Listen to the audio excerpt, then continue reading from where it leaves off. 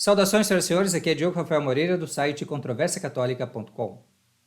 No dia de ontem, Dom Lourenço Fleshman, do Centro Cultural e Editora Permanência, publicou em seu canal no YouTube, na edição última do seu programa Conversa das Quatro, dois vídeos, ou uma conferência dividida em dois vídeos, duas partes, sobre o sedevacantismo. Esse assunto muito nos interessa, vocês sabem, e ali ele procura principalmente dar uma orientação prática a esse respeito, dizendo a todas as pessoas que, apesar de ele estar ciente e de inclusive ser esse o grande motivo das pessoas virem até ele, ou seja, saber que haja muito escândalo da parte dos chefes da Igreja Pós-Conciliar, menção honrosa a Francisco e aos bispos ao redor, que ele vai nomeando um a um, o bispo de Niterói, o arcebispo do Rio de Janeiro, etc., etc., apesar de todos os escândalos, não só em matéria moral, mas também em matéria espiritual, em matéria de fé e de moral, apesar de todas essas coisas, e aí se vão 10 minutos da conferência, ele ainda assim celebra a missa tridentina em comunhão com eles. Então nós rezamos, colocamos o nome do Papa Francisco na nossa missa e do bispo da diocese, aqui em Niterói, José Francisco. O senhor, escandaloso, mafioso, tem o seu nome na minha missa. Fique sabendo, eu não sou sedevacantista, eu não sou cismático. E assim ele nomeia na parte do cânon, a parte que fala do Papa, dos bispos em rezar em comunhão com o Papa, com os bispos, ele menciona esse Papa e esses bispos que ele rotula como escandalosos, né? E muitas vezes dá a entender realmente que está se referindo a pessoas decididamente não católicas. O que vocês estão fazendo ainda aí? Por que não declaram logo que vocês não são católicos? É uma enganação, é uma traição. É isso que vocês são.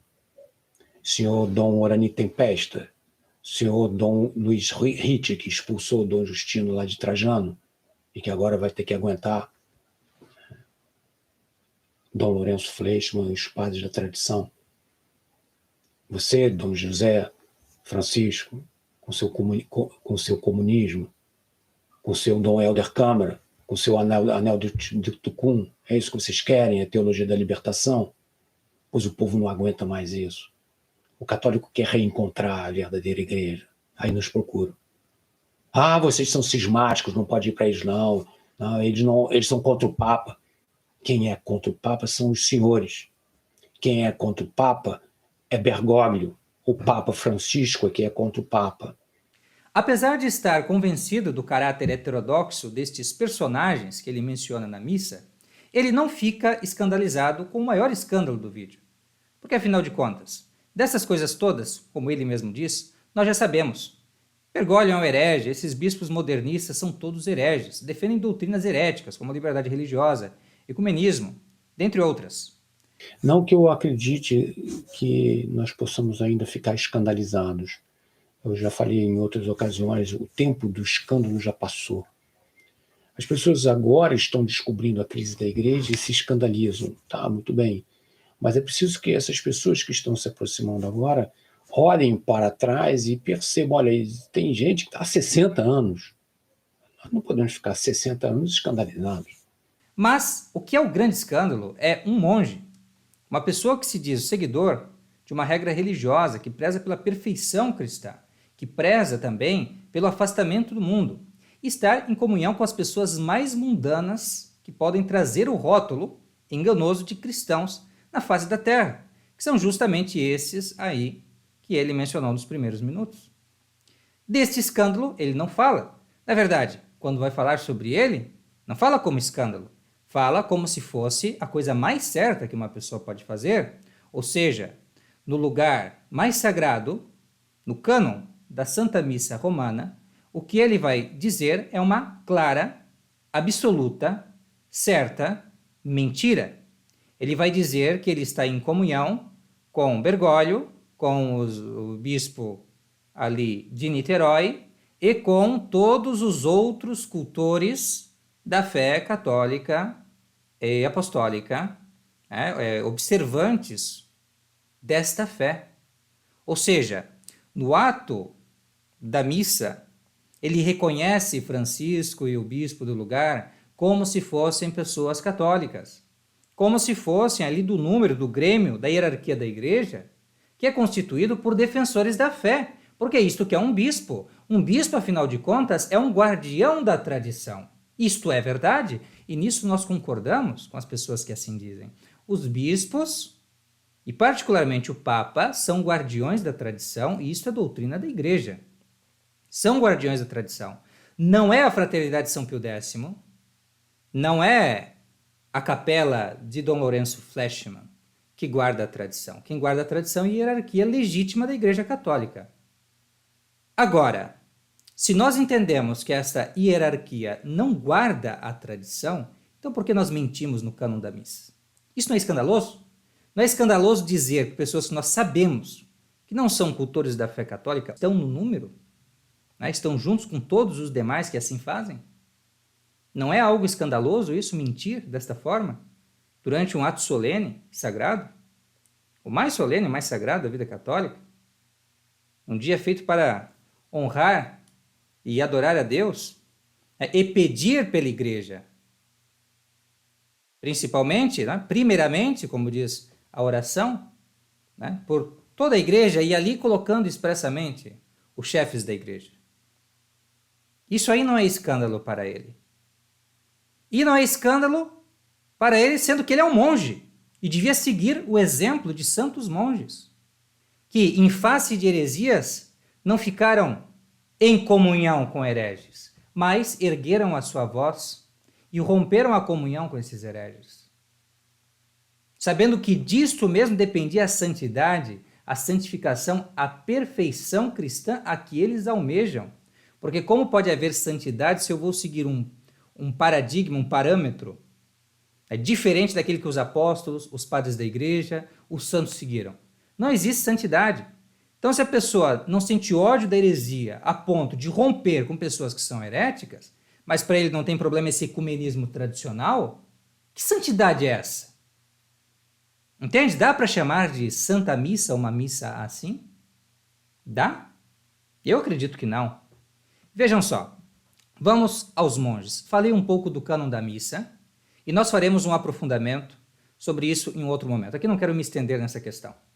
Vamos para o testemunho de monges, porque aqui estamos falando com monge. Quando nós falamos Dom Lourenço Fleshman, entenda, não é um bispo.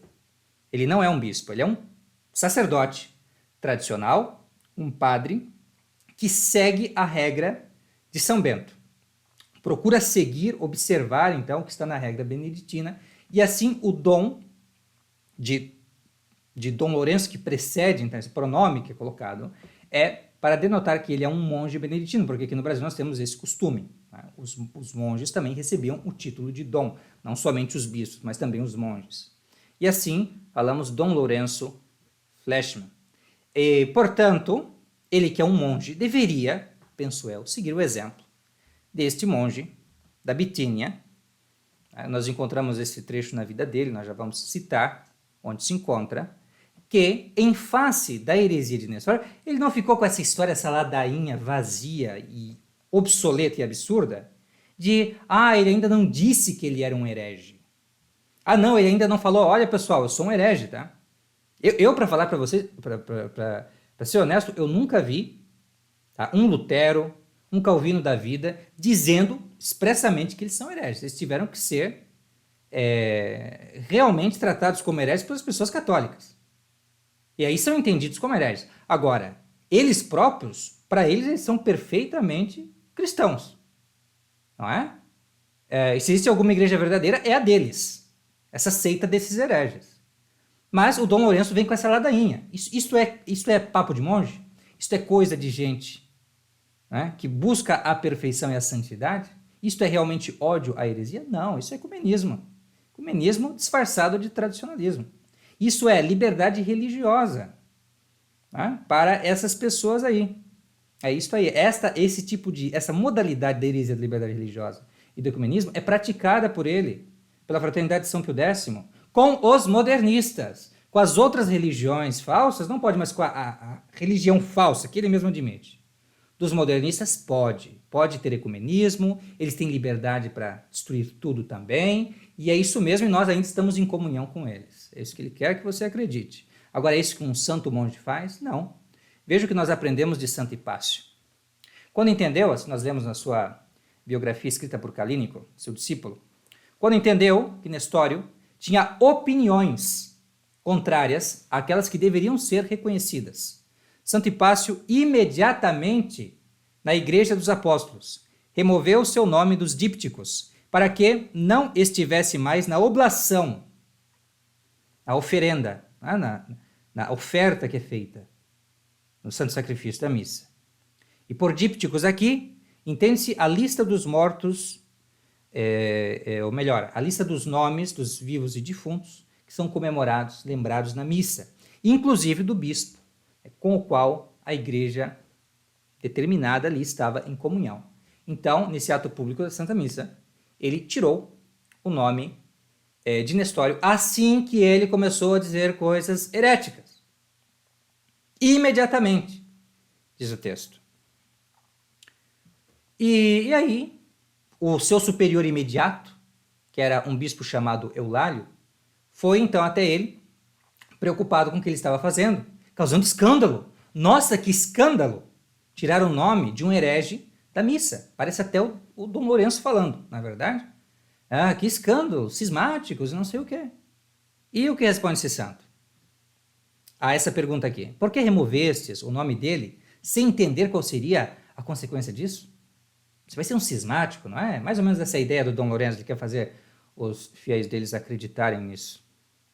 Santo Hipácio então respondeu: desde que soube que ele dizia coisas injustas sobre o Senhor, não tenho mais comunhão com ele e não comemoro o seu nome, pois ele não é um bispo. E aí então esse Eulálio ainda quer ameaçá-lo. Ah, você vai sofrer as consequências, etc, etc, etc. Vou tomar providências. Até porque esse Eulálio foi instigado pelo próprio herege Nestório. Compreende?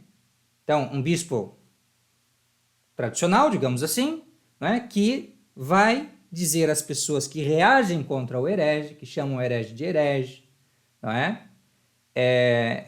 Este aí faz isso, faz essa intermediação para o herege, em favor do herege. Né? E aí o que responde então Santo Hipácio? Monge, faça o que quiseres. Quanto a mim, decidi sofrer qualquer coisa, e é com isso em mente que fiz o que fiz. Isto você encontra na Vita Sancti Hypatii, em Acta Sanctorum, do dia 17 de junho. Nós temos disponibilizado o texto no nosso site do controversiacatólica.com. Então, isto aí é o que o monge faz. Se desprende do mundo. Não quer saber de comunhão com hereges. É isso que faz uma pessoa que quer estar consagrada e servindo a Deus. É o que nós aprendemos na vida dos santos. Não é uma teoria que nós estamos dizendo aqui. São fatos. São registros que a igreja tem. E um outro grande santo, que inclusive chegou ao ponto, né, de receber a alcunha de confessor da fé, pelo muito que sofreu. Não chegou a ser mártir. Não chegaram a matá-lo. Mas cortaram a sua língua e o braço direito. Porque ele não quis estar em comunhão com o bispo ali da diocese dele, né, o patriarca de Constantinopla, justamente por ele ensinar uma heresia. Heresia monotelita, que não tinha sido condenada em concílio geral, nada. E estavam lá nas tratativas, ainda tentando fazer, né, então o imperador e o patriarca de Constantinopla, tentando fazer que toda a igreja aceitasse essa heresia. E lá no Oriente, praticamente todo mundo tinha aceitado, exceto este santo monge, um simples monge, São Máximo Confessor. E fizeram de tudo. Chegaram ao ponto da violência, dos tormentos, do exílio, para que ele mudasse de ideia. E ele se manteve firme e não estava em comunhão com estes hereges. E chegou um momento decisivo, então, em que disseram a ele o seguinte: mas se os romanos chegarem a um acordo com os bizantinos, o que o Senhor fará? Porque os romanos ainda preservavam a doutrina tradicional. Eles não endossaram o monotelitismo, a heresia de então. Mas, e se mesmo os romanos fizerem isso? Se Roma cair em heresia, na heresia monotelita, como agora, né, como ele mesmo sabe, né, Bergoglio e seus asseclas, todos caem em várias heresias. Nós não cansamos aqui de mencionar estas várias heresias. É quase numa base semanal que se diz uma verdadeira heresia condenada pela igreja ou abertamente contrária à doutrina ensinada tradicionalmente pela igreja. Então, o que acontece nesse caso? Como que o monge se posiciona numa situação dessa? O monge tem que ser exemplo para os fiéis. Ele disse assim, ele mesmo conta como disse. Ou melhor, é o relato, né, na sua biografia, na parte que fala sobre as atas do seu julgamento. Diz assim, o Espírito Santo, através do apóstolo, condena até os anjos que inovam de alguma forma ao contrário do que é pregado. Isso nós lemos precisamente no registro do seu julgamento, no livro Maximus the Confessors and His Companions, Documents from Exile, página 63. Tá? Então, ali você encontra mais um testemunho de um santo monge, a atitude de um santo monge. É ficar em comunhão com os hereges, celebrar missa em comunhão com os hereges? Jamais! É romper a comunhão com os hereges. Essa é a atitude tradicional. Não é esse ecumenismo revestido de tradicionalismo que é praticado por Dom Lourenço Fleshman. Desavergonhadamente. Que é uma coisa que deveria ser tida como um escândalo. Você sabe que a pessoa é um herege, que ensina doutrinas heterodoxas. E aí você vai lá, na parte mais santa da missa, presta atenção, vai na parte mais santa e você diz assim, que estamos em união, aqui, esse texto aqui que eu vou ler é a tradução da parte do cânon em que se diz que está em comunhão com o Papa tal, o Bispo tal, e, continua, e com todos os fiéis e observantes da fé católica e apostólica. No texto latino, isso fica ainda mais evidente, que se diz aqui. Ele coloca assim, una cum famulo tuo, Papa nostro, N, quer dizer, em comunhão com o nosso Papa, e aí diz o nome, né? Et antistite nostro, e o prelado nosso, né? Bispo tal, né? Então se subordina a esse Papa, a esse Bispo, et omnibus orthodoxis attique catholici et apostolici fidei cultoribus. Tá? E a todos os cultores da fé, os cultores ortodoxos, né, da fé católica e apostólica. Tá? Então, é isso que está sendo dito aí. Então, as pessoas que observam, promovem, propagam, defendem, guardam a fé católica. São esses. Essa é a hierarquia da igreja, é isso. É isso que é a igreja visível. A hierarquia da igreja são aqueles que professam a fé católica. E ensinam com autoridade. Isto é a hierarquia da igreja. É por isso que ela foi feita, essa é a essência dela. Se ela não tem mais a qualidade de ser correta, de ensinar a fé verdadeira e os bons costumes para os fiéis, não é mais hierarquia católica, perdeu o sal, não é mais luz, é só treva.